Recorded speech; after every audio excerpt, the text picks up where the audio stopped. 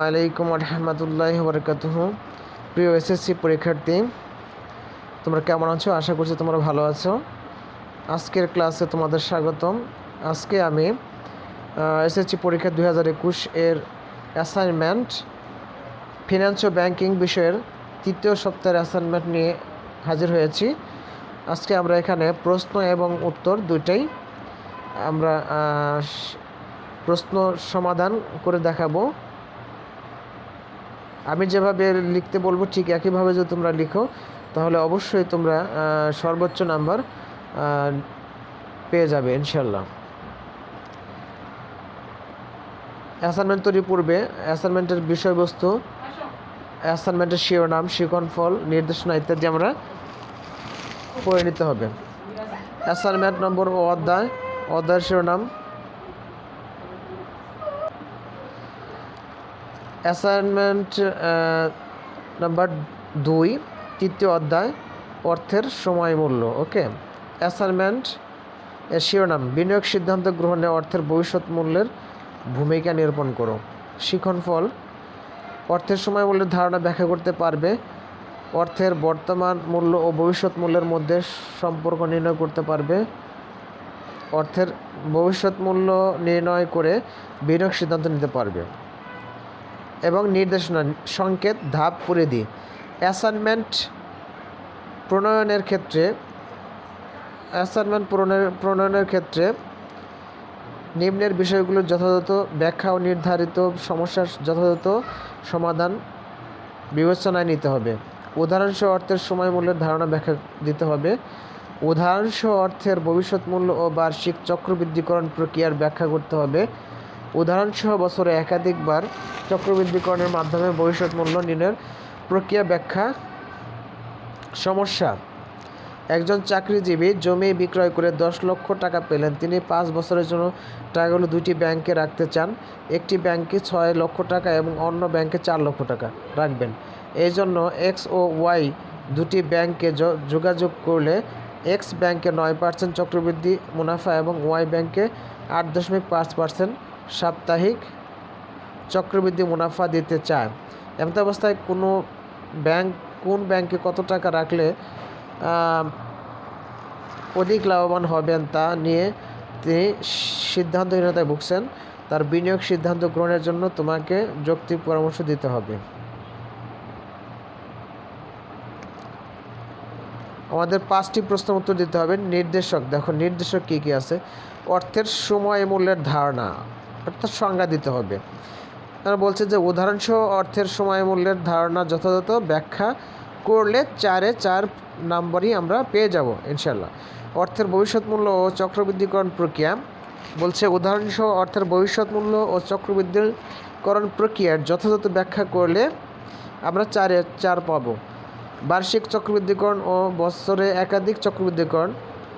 উদাহরণসহ বার্ষিক চক্রবৃদ্ধিকরণ ও বছরে একাধিক চক্রবৃদ্ধিকরণ প্রক্রিয়ার যথাযথ ব্যাখ্যা করলে 4 নম্বরের মধ্যে আমরা 4ই পেয়ে যাব ইনশাল্লাহ।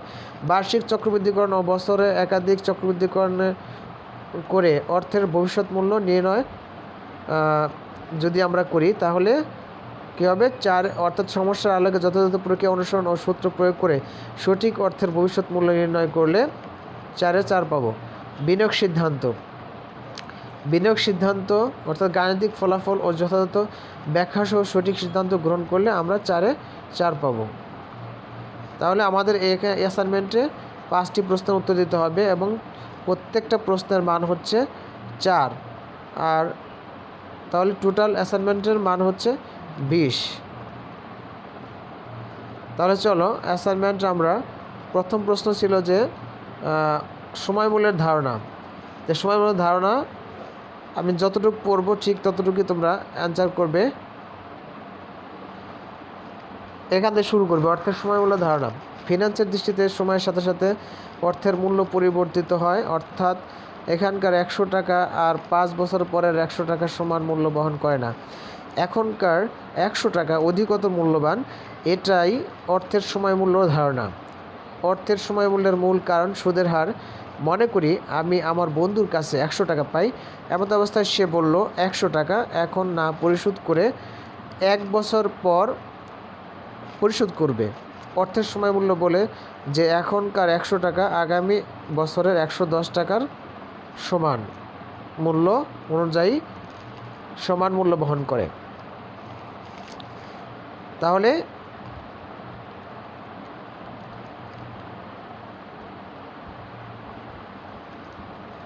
তাহলে আমরা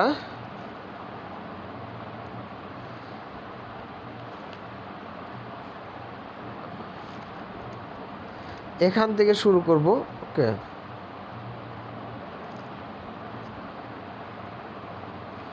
তাহলে আমরা দেখো ক নাম্বারের জন্য লিখব। ক নাম্বারের জন্য এখান থেকে শুরু করে আমরা এই পর্যন্ত লিখব। তাহলে আমরা 4-এ 4 পেয়ে যাব ইনশাল্লাহ। এবার খ নাম্বারটার জন্য বলছে অর্থের ভবিষ্যৎ মূল্য ও চক্রবৃদ্ধি প্রক্রিয়া সূত্রটা, অর্থের ভবিষ্যৎ মূল্যের সূত্রটা আমরা লিখব। তাহলে খ নাম্বার হচ্ছে আমার, খ নাম্বারটা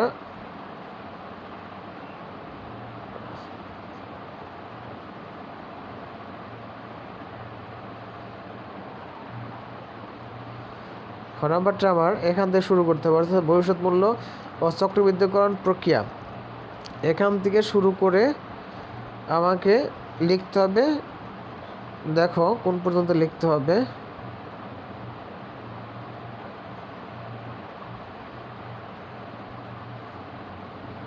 আমাকে এই পর্যন্ত লিখতে হবে।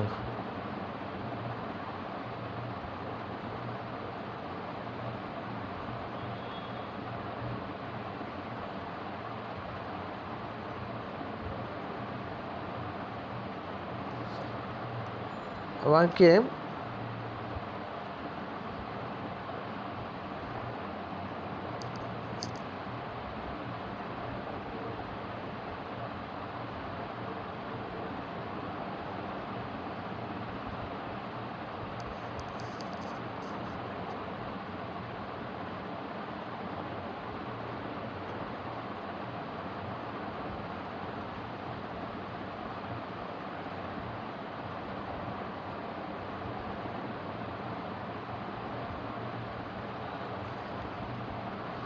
এই পর্যন্ত করে লিখব। হ্যাঁ, এরপরের প্রশ্নটা আমরা শুরু করব। দেখো এখান থেকে শুরু করব,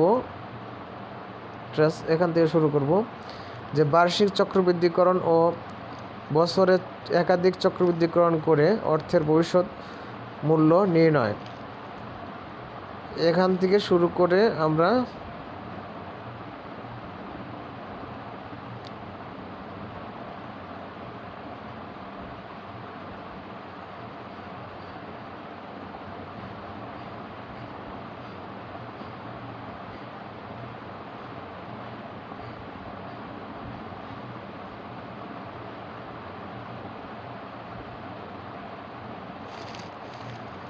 আমাদের কত নম্বর প্রশ্ন? দেখো প্রশ্নটা হচ্ছে ঘ নাম্বার প্রশ্ন, যে বার্ষিক চক্রবৃদ্ধি ও বছরে একাধিক চক্র বৃদ্ধিকরণ। ঘ নাম্বার প্রশ্ন উত্তরটা আমরা লিখে ফেলবো এরপর থেকে। দেখো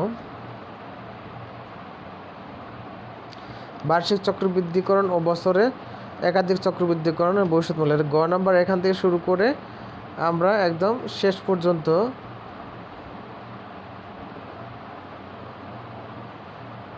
এই পর্যন্ত লিখব।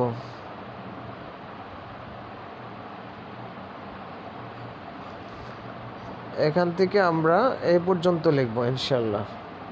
তাহলে আমরা শেষ। ঘ নম্বর প্রশ্ন ওটা শুরু ওখানে আর এখানে শেষ।